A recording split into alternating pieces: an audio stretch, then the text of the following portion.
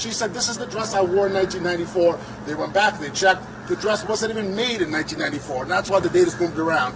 Is it the 80s? Is it the 90s? Is it the 2000s? President Trump has consistently stated that he was falsely accused and he has the right to defend himself. And moving forward, remember, on that dress, the plaintiffs repeatedly tried to blackmail President Trump with the Monica Lewinsky type story on the dress, saying there was any connection. Once it was clear there was no connection because this incident never occurred, they begged the judge to not let the dress in, and of course, the judge went along with that. Do not forget that the plaintiff admitted to deleting and destroying mountains and mountains of evidence under subpoena. That is a crime, that is illegal, that taints this whole case and the first sham trial. And then the question about the gun. Is it a revolver? Is it a rifle? But we know there was no license. Overall, this whole sham, this whole crooked Joe Biden-driven election interference has been discredited. It should be ended, and all the hoaxes are falling apart like the rotten house of cards that they are. Does your client still plan to testify on Monday? I'm not going to speak to the president's plans. The president was with his family today, had a wonderful memorial, a funeral for his beloved mother-in-law. It was a wonderful day for their family, and now the president will be on to New Hampshire, where he's going to dominate, just like he dominated in Iowa. I want to talk about what's on the president's right. Do you see those pictures? Everyone is wondering what is on Mr. Trump's right hand.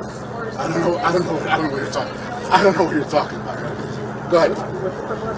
Boris Epshteyn. Are you concerned that President Trump?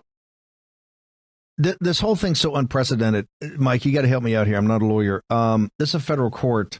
I've never seen a judge act like this in any trial I've ever followed.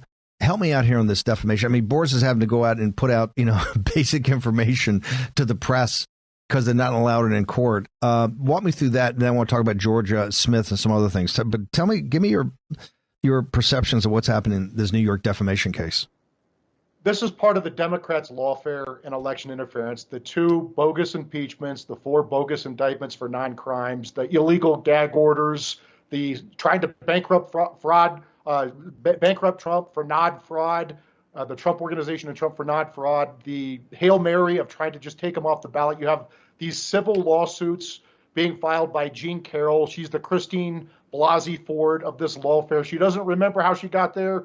She doesn't remember how she got home. She doesn't remember anything. She's bat shit crazy, but she remembers it was Donald Trump. I mean, this is insane what they're doing to President Trump. And this is going to get me in trouble, but I'm going to say it anyway. Look at Melania and look at Jean Carroll. Do you think President Trump is trying to go after Jean Carroll? Give us a damn break. This woman is nuts. Okay, you're right. That is going to get you in trouble. But hey, baby, you're on the war room. Why not in the 6 o'clock hour? Yeah, Davis, that will get you in trouble. But hey,